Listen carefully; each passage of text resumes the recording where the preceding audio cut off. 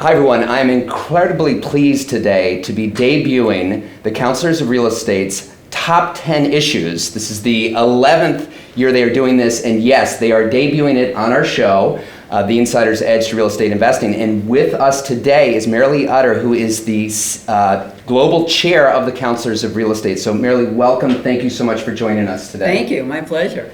So I know we have a lot to talk about, and very excited to be covering these really important issues, and not just talking about what some of the challenges are, but we're also going to be talking about where some of the opportunities might lie to make sure that our listeners here are aware of the opportunities that exist in the market as well. So maybe for starters, if you could tell us a little bit about CRE. I'm a proud member, so you can tell us a little bit about our organization makeup and how we went about creating this list.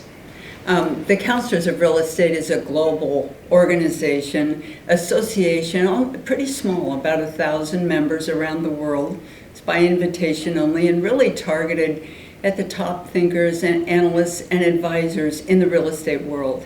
It covers all disciplines within the industry, and we come together to build our professional expertise, help each other, also give back to our communities. Mm-hmm. Wonderful.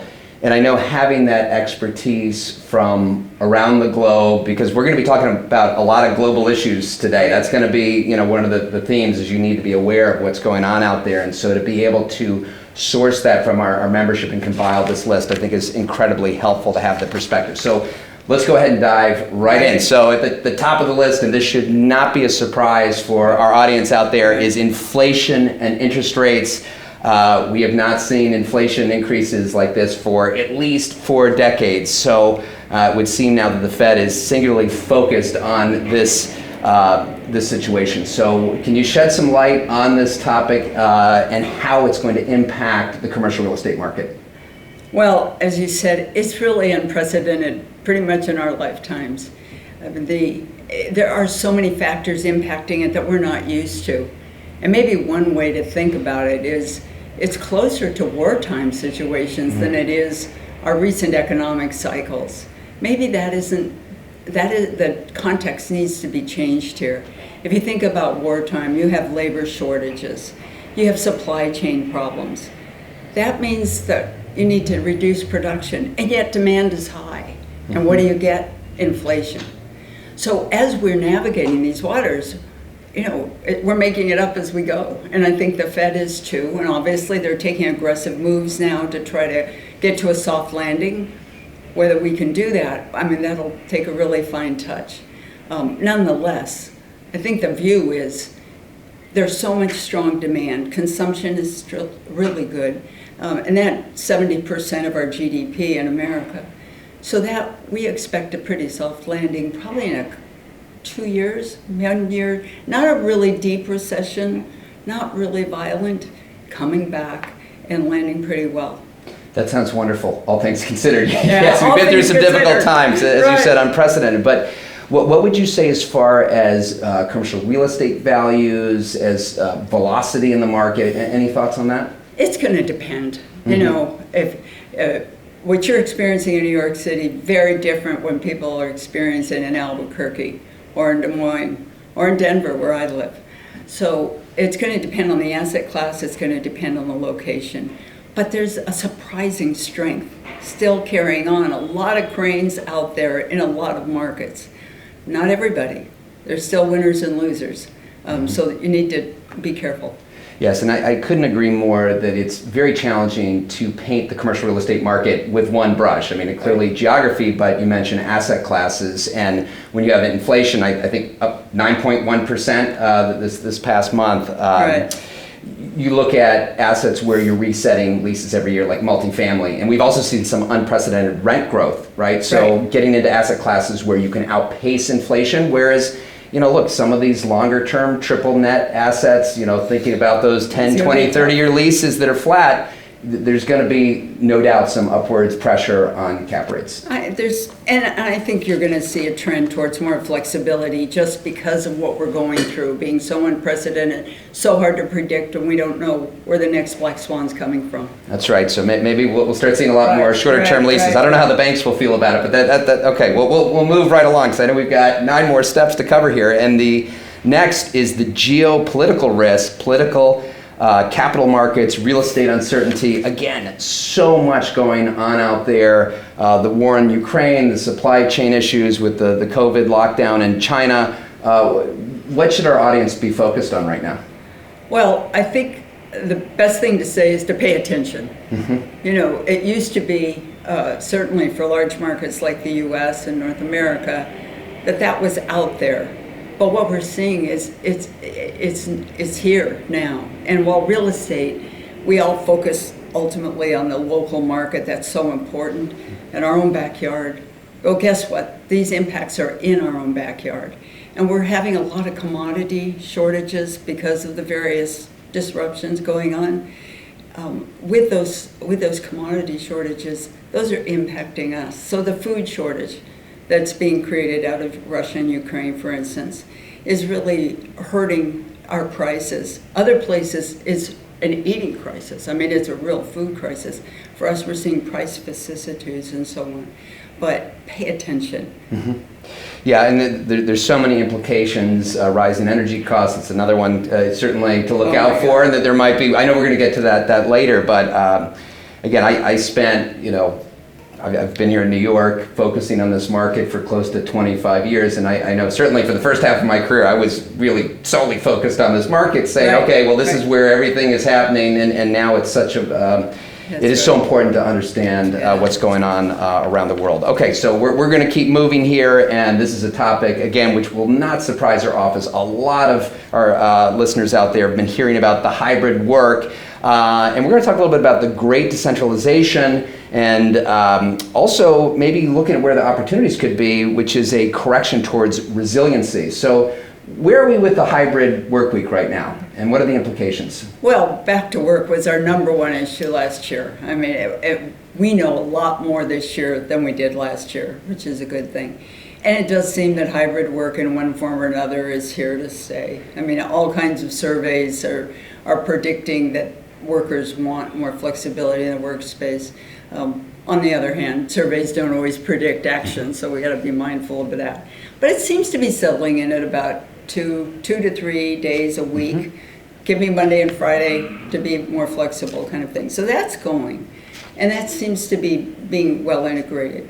What is the big surprise is the decentralization, both the organizational decentralization and the geographical decentralization that we're seeing happen. And that has great opportunities for those communities that are on the receiving end. We've been struggling in the U.S. about what to do about the middle America. What about the smaller cities? You don't have the same supply chain dynamics keeping cities and smaller communities around it healthy, because you can be anywhere now with technology. This is really a nice opportunity for those second-tier, tertiary cities even, where they offer great quality of life. They offer lower housing costs, another huge dynamic in this puzzle. And a lot of them have been very well benefited. No question, and even being here in New York, and I'm certainly one of the few who's here every day, but I think we are kind of narrowing in on how many days per work that has that live-work balance. And I think there's also interesting considerations out there about the type of office properties that attract talent and employees to come in every day. And in fact, we did a study using a Leesman survey on the quality of the building. And it's interesting, we looked at the same company that had a portfolio across different types of buildings, and no surprise, their best return to office took place with the highest Leesman score, which is really a trophy type building, that has amenities, that has a lot of the features that we're going to talk about in a little bit with ESG. So it's not just geographic, it's also industry, which companies are coming back to the office, but also the quality of buildings and giving the employees a reason to come back. Absolutely. You'll also see that really gives an opportunity on the design side for prop tech, for architects, people in our industry on that side, because creating these spaces, we may see them getting smaller, more highly amenitized to meet the needs of the workers, but that's a theme all the way through, is get a better space, and better is different in different places. No question. Okay, so we are making great progress here. We are on to number 4, which is supply chain disruption. I'm hoping that we're getting a little better. I know before we were talking about cargo ships being unable to get into the port in LA, and China completely shut down. Hopefully things are starting to move around a little bit more, but still a consideration for developers who have lead time. So how should our listeners navigate these supply chain challenges?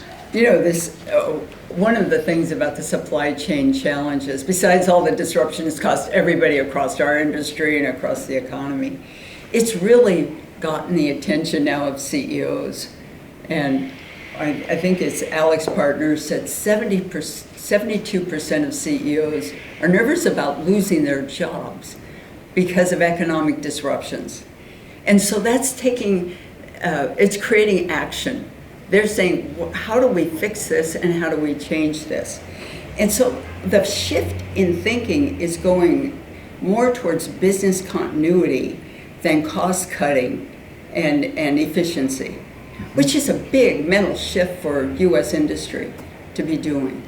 And what that means, big impact on warehousing, big impact on how they think about that, where they put it, how big it is, right? We're going to see, I think, more warehousing closer into cities, not always out there at the ports where things are kind of chaotic right now. We're having more nearshoring, more friend sourcing. They want supply chains that they feel are more dependable. Things are coming back to the U.S. And I think this is a phenomenon. I keep talking about the U.S., but it's happening globally in other countries as well. Equal trend there. So big opportunity as you think about that warehousing.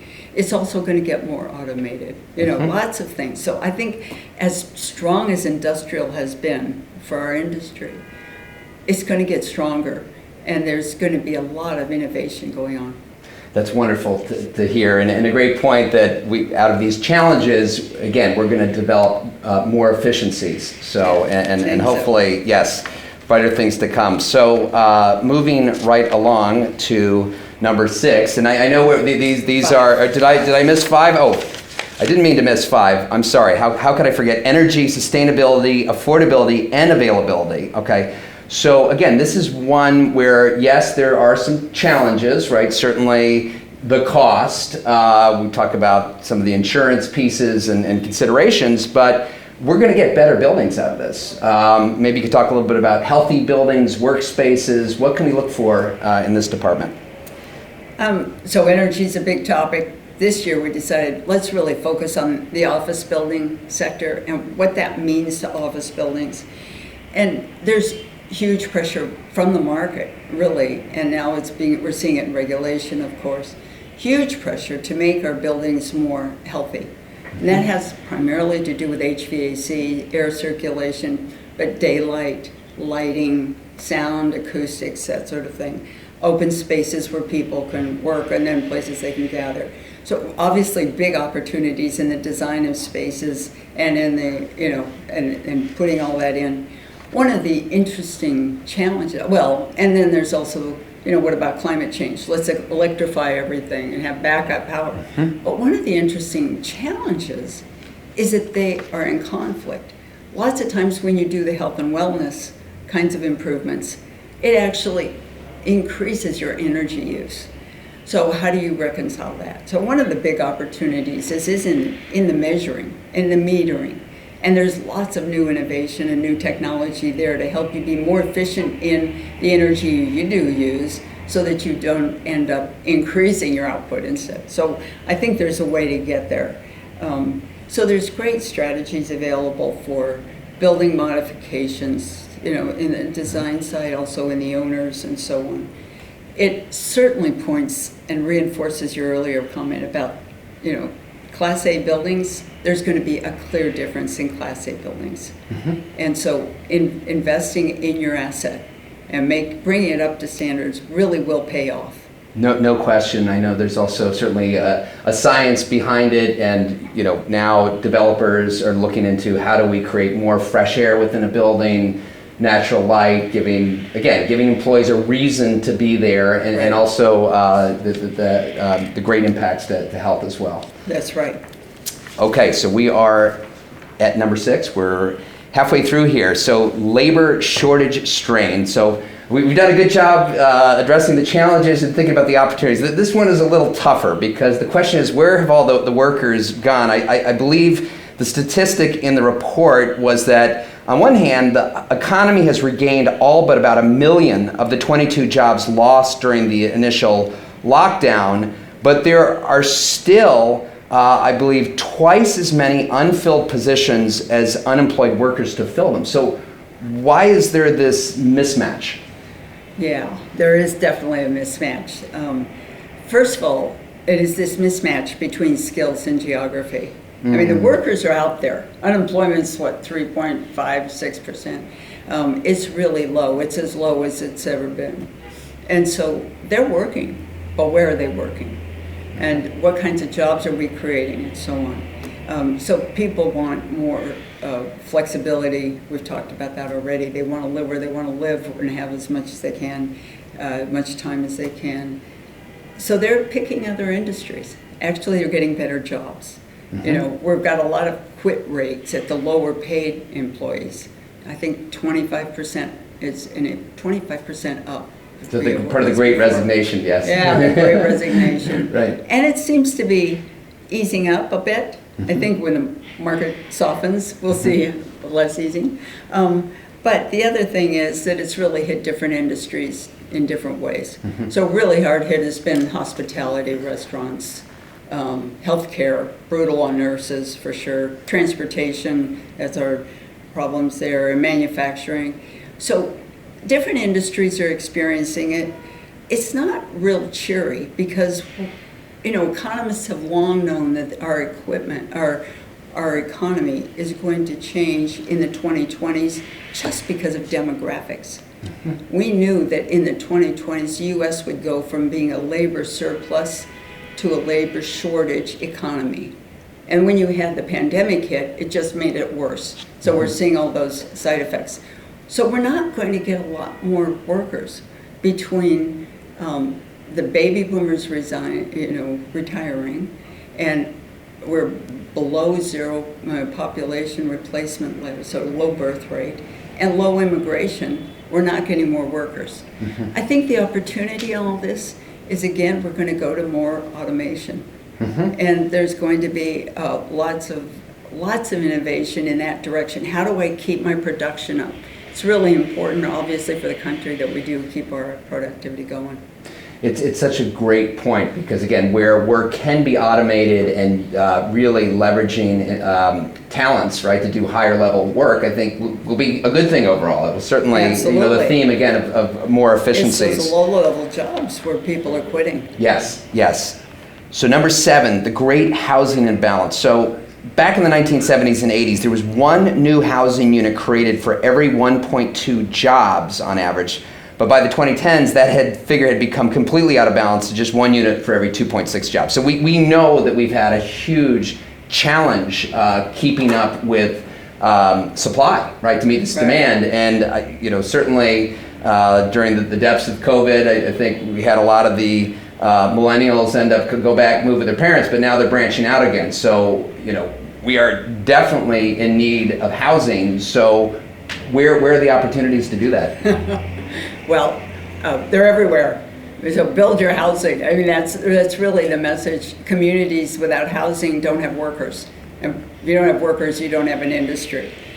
So as we look at what's going on, we know that the demand for single family is going to continue. We're building about half of what we need right now. Actually, a third on the single family. So huge demand for that, and at lower price points. It's so tempting for the development community to always go to the higher price points, more profit, and so on, investors like that. But if you really want to make sure that you have no vacancy, no delay, go for the workforce housing points. And for some people, that means you might have to get into the public-private partnership. Yes. Which is... So it's your strong suit. You Yeah, can I definitely know, teach us a I thing or know. two about that. It's a lot messier. For another episode. It's a lot messier, but Yes. there's an opportunity there. When we look at the rental markets, we're providing only about half of what's needed there.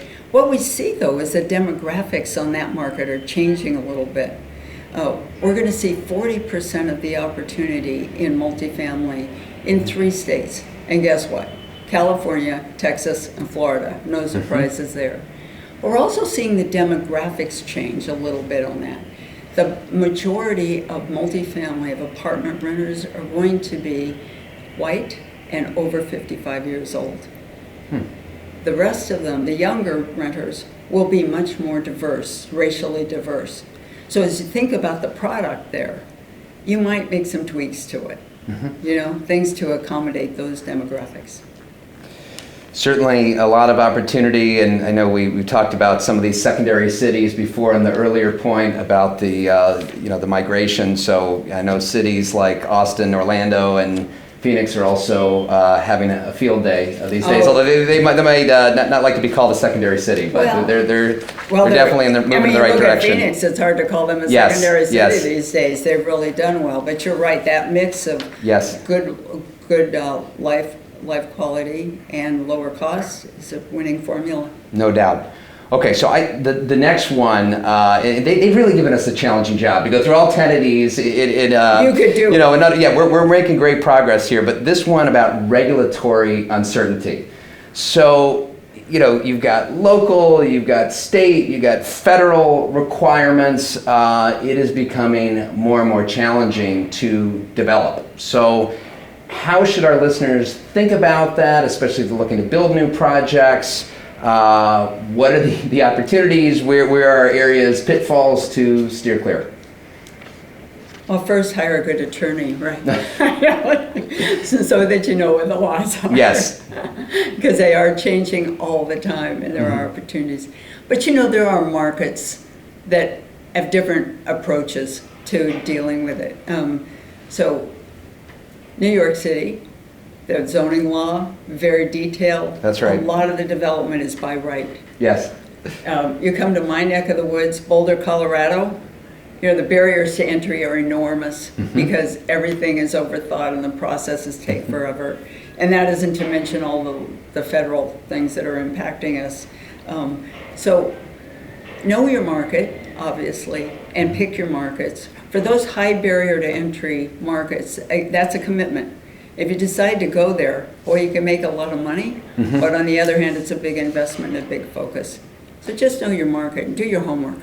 No question. I was also interested to hear President Obama's comments on the need for density, right? And this because part of the challenge of building has been this not in my backyard. Don't even get me started. Okay, that's again. We're going to do another episode on that. We're up to 3 or 4 episodes in addition. So there's actually strategies around that too. Yes. Okay, so number 9.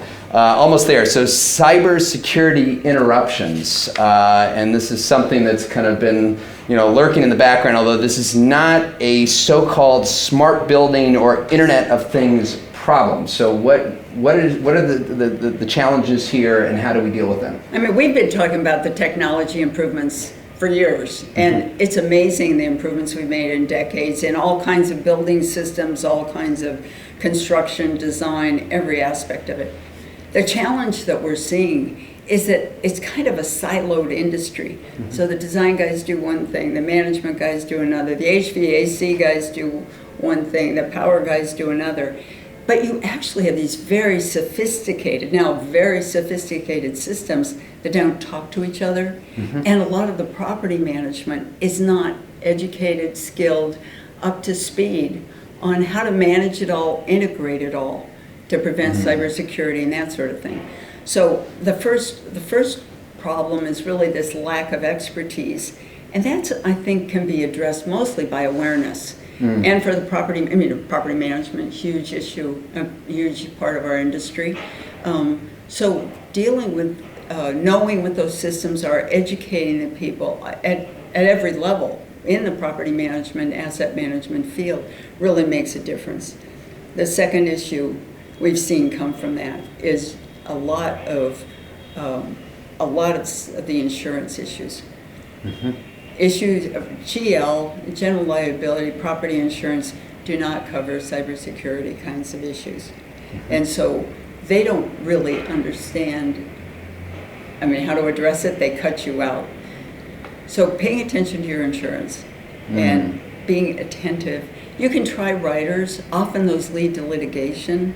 So we're really in a little bit of a do loop on this. But that's the biggest issue, because we've seen a lot of activity lately from Russia, from Iran, from international hostage, pay me ransom kind of people. That's really happening to our hospitals, to our buildings, and interestingly, a lot to the HVAC contractors. That just seems to permeate every building.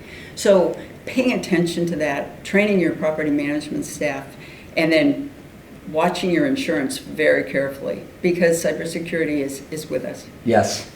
And I'm also hopeful with the amount that has been invested in the prop tech sector. And I might get this statistic wrong, so I'll put it in the show notes if how close I was, but I believe the investment last year in prop tech was over $20 billion. So there are so many startups, technology companies looking to solve for more efficient buildings, more secure buildings. So there's a lot of people, fortunately, working on how to solve this. So with that, we have done it. This is, I'm sorry I didn't do this, the David Letterman, top 10. So, although maybe we should have the drum roll here. Maybe we can put that in on the edits. But yes, last but not least is ESG, requirements forcing change. And again, I think we're kind of come together with a theme here that we've had tremendous challenges. We're coming out of this pandemic. And we're going to get better systems in place, better products, the way people work and live, and this certainly hits on it, which the report addresses these innovations in design and development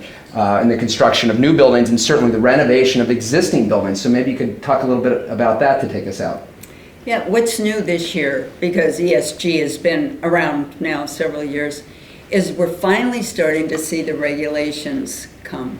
And they're coming in the US. They're ahead of us, of course, in Europe, and there's a lot there too. So we're really seeing the enforcement come. People really have to get serious about documenting, benchmarking, and then actually making change. And those regulations are coming too. And that's really, the good news is, that's because the market is demanding it. The regulators are responding to what consumers want to see. And so that's good news in itself. Now, from a real estate standpoint, what does that mean? Well, as you said, James, a lot more innovation in design and so on, in meeting these needs. The other, I think, opportunity here is a lot of owners, maybe the smartest owners, are taking the initiative to get ahead. And they're documenting on their own, before the regulations come, what's the condition of their portfolio. A lot of them are using the CRE, which is a carbon risk real estate monitor, and it's designed to meet the standards of the Paris Accord and greenhouse gas emissions. And so they know ahead of time where they stand, because a lot of the regulation is right now about the greenhouse gas. So taking the initiative, using the strong design skills that are out there now, and building it into your buildings, we're back to that. The better buildings will do better, whether it's residential, commercial, or whatever. How do they find you and how do they engage? Well, thanks so much. Well, obviously go to our website, CRE.org, pretty straightforward there. But, as you said, really quick review here. These are deep issues. Each one of them deserves a much bigger write-up. We really invite you to become a subscriber to Real Estate Issues, which is our, I think, very impressive publication that we do every year. There they will be exploring more explanation about the product, about the issues that we've talked about, and then really exploring what are the solutions, what do we do, what are the opportunities that are available. Yes. Well, that's wonderful. And thank you so much for joining us today. This has been an incredible, enlightening discussion. It's been great to see you, James. Thank you so much. Wonderful. This is your host, James Nelson of the Insider's Edge to Real Estate Investing. Thank you, as always, for joining. I appreciate it so much. If you like this episode, and how could you not, so much incredible information and content here to give you that inside edge to real estate investing, please share this episode with your friends, your subscriptions, your ratings. We love to get your comments, so if you have not already, please do so. Connect with me at LinkedIn at James Nelson NYC. Thank you, as always.